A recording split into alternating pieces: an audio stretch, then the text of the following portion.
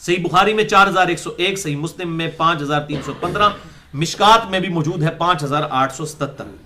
جابر بن عبداللہ انصاری رضی اللہ تعالیٰ عنہ کہتے ہیں غزوہ خندق کے موقع پر آپ صلی اللہ علیہ وسلم کی خدمت میں حاضر ہوئے اور کہا یا رسول اللہ صلی اللہ علیہ وسلم، خندق کھودتے ہوئے ایک پتھر ایسا ہے جو ٹوٹ نہیں رہا، بڑی کوشش کی ہے اس چٹان کے اوپر، ہم نے بڑے کدال مارے وہ ٹوٹتا نہیں، تو آپ نے فرمایا میں خود آتا ہوں۔ اب آپ صلی اللہ علیہ وسلم خود بنفس نفیس تشریف لائے اور صحابہ کہتے ہیں کہ ہم نے دیکھا کہ آپ صلی اللہ علیہ وسلم کے پیٹ مبارک پہ پتھر بھوک کی وجہ سے تھے، بندھے ہوئے، پتھر بندھے ہوئے تھے تاکہ پیٹ کو سہارا ہو جائے۔ آپ صلی اللہ علیہ وسلم نے ایک کدال ماری اور وہ پوری چٹان ریت کی طرح ایسے بیٹھ گئی، یہ معجزہ ہی ہے۔ اور پھر وہاں پر حضرت جابر ابن عبداللہ کہتے ہیں میں نے جب حضور کی حالت دیکھی تو میں نے آپ صلی اللہ علیہ وسلم کے لیے ارادہ کیا کہ آپ کو میں کھانا کھلاؤں گھر جا کے، اور صحابہ کہتے ہیں 3 دن کا فاقہ تھا آپ صلی اللہ علیہ وسلم اور باقی اصحاب پہ، 3 دن کا فاقہ۔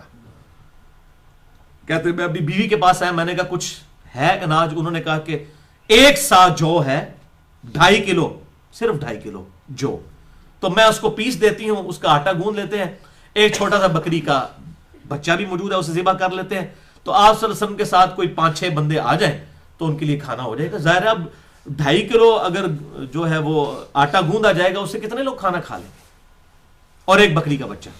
اسی واقعے کو پھر آگے لوگوں نے جوڑ کے پتہ نہیں کہا کہ جی وہ حضرت جابر کے 2 بیٹے تھے، ایک نے دوسرے کو ذبح کر دیا، آپ نے بکری کا بچہ اس کو بھی زندہ کر دیا، اس بچے کو۔ بالکل جھوٹ ہے بھائی، کوڑ مار دینے۔ ایسے ہی بخاری واقعہ موجود ہے 4101، صحیح مسلم 5315، مشکات 5877، جعلی باتیں خود سے ساتھ ایڈ کی ہوئی ہیں۔ بہرحال وہ انہوں نے آ کے آپ صلی اللہ علیہ وسلم کے کان میں کہا یا رسول اللہ صلی اللہ علیہ وسلم، وہی میں آپ کو اپنی لینگویج میں کہنا 2-4 بندے لے کے آ جاؤ، کھانے کا انتظام کیتے ہیں، اور کان میں اس لیے کہا کہ تاکہ باقی لوگوں کے لیے کوئی معاملہ ایسا نہ ہو۔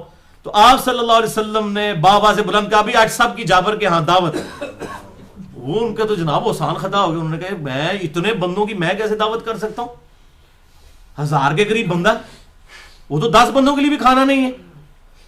پھر ان کو تسلی ہوئی، انہوں نے کہا جب اللہ کے نبی نے کہا تو پھر آپ نے تسلی دے دی، کہا جابر جب تک میں نہ آؤں ہنڈیا کو چولہے سے نیچے نہیں اتارنا اور روٹیاں نہیں پکانا شروع کرنی جب تک میں نہ آ جاؤں۔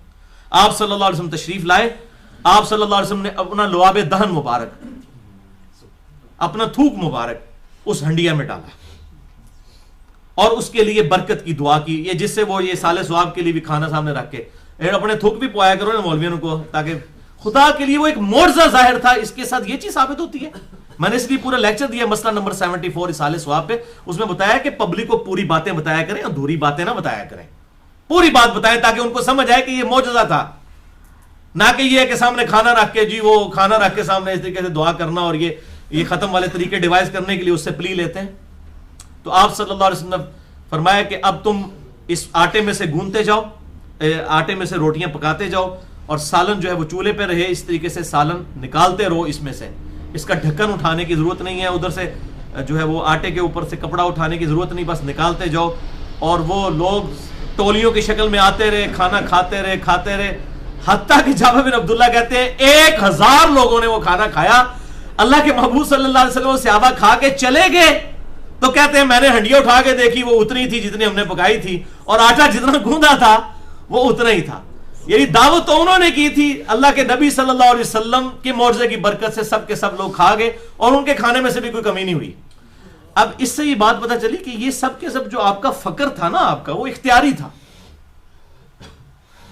اگر اللہ کے حضور دعا کرتے تو یہ سارے معاملات آپ کے لیے کھل جاتے۔ یہ فقر اختیاری تھا، جو بخاری اور مسلم میں آتا ہے کہ آپ کے جسم مبارک پہ چٹائی کے نشان دیکھ کر سیدنا ابو بکر علیہ السلام رضی اللہ تعالیٰ عنہ رو پڑے۔ ان کا یا رسول اللہ کیسر و کثرت دنیا کے مزے لوٹ رہے ہیں، اور آپ کے اوپر بھی چادر نہیں تھی، اس لیے انہوں نے آپ کی کمر بھی دیکھ لی۔ تو آپ نے فرمایا عمر لگتا ہے ابھی دنیا کی حقیقت تجھ پہ نہیں کھلی ہے۔ حضرت عمر کو کہا جو دنیا سے زاہد تھے، وہ اسی لیے ہوا نا، اس طرح کی تربیت ہوئی تھی۔ اے عمر کیا اس بات پہ راضی نہیں ہو کہ کیسر و کثرت دنیا کے مزے لوٹے اور ہم آخرت کی سعادت؟ یہ دنیا کے مزے تو ختم ہو جانے والے، آخرت کی سعادت تو ہمیشہ رہنے والی ہے۔ یہ حدیث بخاری اور مسلم دونوں میں موجود ہے، اور یہ بڑی رکت انگیز حدیث ہے۔ اس طرح کی 17 حدیثیں میں نے بخاری اور مسلم سے مسئلہ نمبر 51 میں بیان کی ہیں۔ رزق حرام کی مذمت دنیا پرستی کا انجام اور اس کا علاج، مسئلہ نمبر 51 اہل سنت پاک .com پر. اللہ اکبر. تو یہ الحمدللہ 1000 لوگوں نے وہ کھانا کھایا اور وہ کھانا اسی طریقے سے رہا. 11واں حصی معجزہ، صحیح بخاری میں 6281، صحیح مسلم میں 6055 اور 6057 اور مشکات میں بھی موجود ہے 5788. ام سلیم کہتی ہیں، یہ ہم ویسے سلیم اردو میں کہتے ہیں، لفظ سلیم ہے عربی میں. ام سلیم کہتی ہیں کہ آپ یہ بڑھیا عورت تھیں، آپ صلی اللہ علیہ وسلم کبھی کبھار جیسے یہ محلے میں بھی کوئی بوڑھیاں ہوتی ہیں، لوگوں کا بڑا پیار محبت ہوتا ہے، تو آپ کی ماں کی جگہ ہی تھیں، وہاں جاتے تھے کبھی آپ صلی اللہ علیہ وسلم کے لیے چٹائی بچھا دیا کرتی تھی، آپ وہاں پہ آرام فرمایا کرتے تھے. اور آپ صلی اللہ علیہ وسلم جب سویا کرتے تھے اس وقت آپ کو پسینہ بڑا آتا تھا. تو ہوا یہ کہ یہ ام سلیم جو ہے وہ آپ صلی اللہ علیہ وسلم کے ماتھے سے پسینہ پہنچ کے ایک چوڑے منہ والے برتن میں جمع کر رہی تھی. آپ کی آنکھ کھل گئی. آپ فرمایا ام سلیم یہ کیا کر رہی ہو؟